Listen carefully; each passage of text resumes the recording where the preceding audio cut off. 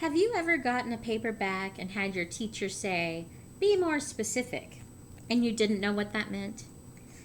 Maybe the word you got wasn't specific. Maybe your teacher said, "This needs development." My hope is that this presentation will help you get ideas about how to be more specific and to add development when writing an argumentative or research paper. My goal is to help you add valuable content to your papers, not just stuff them with fluff and clutter. First off, though, let me give you a brief reminder about what specificity and development look like in narrative writing. In the reflections you've been writing all semester, you've been using strategies that lead to greater specificity. Bringing in concrete sensory details, actual dialogue, snapshots, and thought shots, all those strategies we've been talking about this semester, those are the means of being specific in narrative. Specificity means being concrete, bringing in real people, real objects, real places, and real experiences. It's about getting out of your head and into the world. It's about stopping the rant and instead rallying everyone around you to listen to what you have to say. It's about using examples, evidence, and objects in your writing to create clarity and make connections with other people.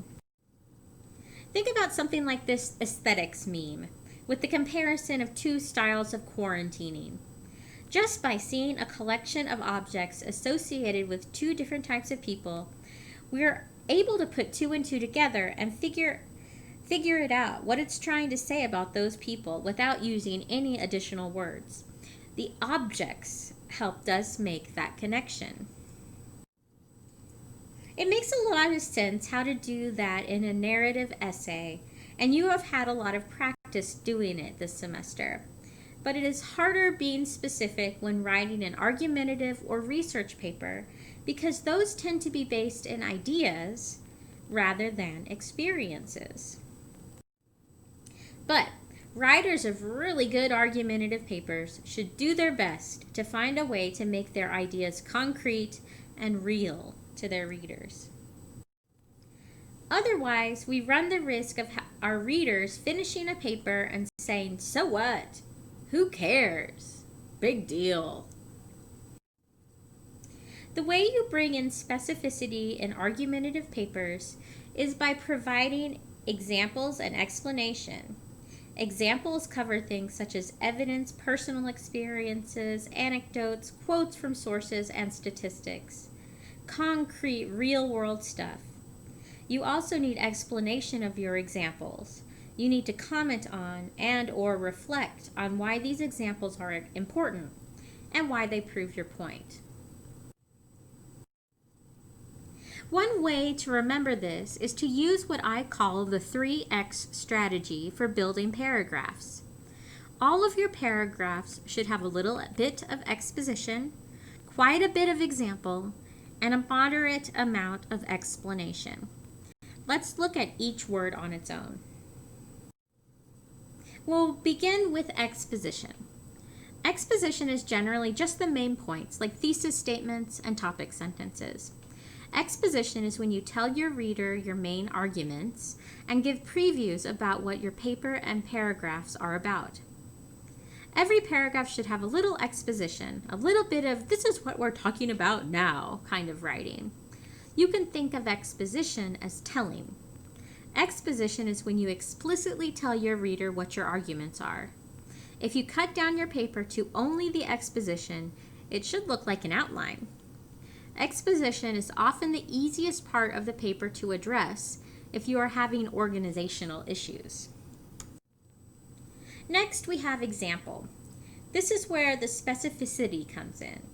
Example includes personal experience, research, quotes, statistics, anecdotes, quotes from sources, etc.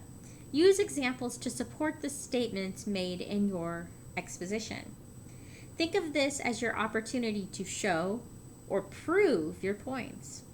And personal narratives count as examples. The third and final of the 3X trio is explanation. Explanation provides commentary and reflection on why and how the examples prove the statements made in your exposition. I'm going to talk about this in simpler terms with an example. Let's say you have an argument that you want to make or a main point you want to get across. The first step is providing some sort of reasoning, which is usually indicated by words like because. Once you have a statement that sounds something like X is Y because Z, you've got some exposition. Then, to fully support your argument, you need to add examples. So, if you say X is Y because Z, here is my evidence A to prove it, you've gained specificity and proof. It's no longer just something in your head, but is instead something that has some sort of connection to the world outside of yourself, some proof. Finally, in order to tie up your argument and do the work for your audience, you'll want to add another line. X is Y because Z, and here is my evidence A to prove it. In other words, or let me explain. Let's look at an even more specific example. This is an example paragraph I wrote in one of my papers on the topic of what does it mean to be a writer. Exposition is in blue, example is in green, and explanation is in purple. Let me just read it out loud. Writing is a way of thinking for me, and it's something I share with other writers according to theories of learning. As Carmen Werder explains in Writing is Inquiry, Writing is Thinking, writers discover what they think through the act of writing, because making our ideas visible through writing enables us to see an emergent line of reasoning that we can then develop and refine. The act of writing helps writers make sense of and bring order to the chaos of our minds. One thing to notice about this is that it is heavy on the example, the green part, which is good. I've identified this quote from a source, Carmen Werder, as example, and it works as evidence in that I am not the only person who has made this argument. In fact, it's a position supported by experts. I have specific support to back me up. Something else I noticed about this is that by having identified my explanation in the purple font, I can actually see how little explanation I actually have. So one thing for me to note is that explanation is a good area for further development and revision. Let's look at the next paragraph in my paper. Well, would you look at that? No exposition? Why would that be? Well, luckily I'm the writer, so I can explain why. I didn't include exposition here because this paragraph is a continuation on the previous one. It's adding additional examples and additional explanation to prove the previous point. So, even though this exposition doesn't actually appear in the paper, the statement from the previous paragraph is the implied topic. So, writing is a way of thinking for me, and it's something I share with other writers.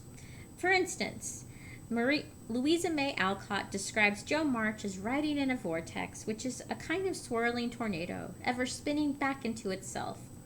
The image from the first edition of Little Women, that so-and-so artist, I have to find that guy's name at some point, that artist created, shows Jo perched above her chair, hovering, so full of creative energy that she can barely sit down. Her messy hair twirls around her face, crumpled papers are strewn about the room, and yet her face is content and serene. Writing engages paradoxes, the quiet chaos, the energized calm. I am silent and still, yet my mind is noisy and active. As in my previous example, this paragraph might be a little light on explanation, which is one cool thing about using the color coding method. You can really see quite quickly what needs to be developed. Something else to notice here is the kind of example that I used. Instead of using a source, I describe an image, the image provided on the right. For this assignment, description of an image would count as example. The image itself, if created by someone other than yourself, would count as a source because it's another voice in your paper. A personal narrative with storytelling devices would count as an example in the paper too, but it wouldn't count as a source because it isn't another voice besides yours. In fact, what I really and truly hope you are able to accomplish through your research paper this semester is an exploration of the question, what does it mean to be a blank, in both ideas and experiences, both in your head and in the world, both through research and argument and narrative, personal narrative-based writing. That's a lot to ask. It's scary, it's different, but being thoughtful about your use of exposition, example, and explanation will help you to add specificity and to develop your papers in a thoughtful, organized way and begin to make order out of the chaos. Happy developing!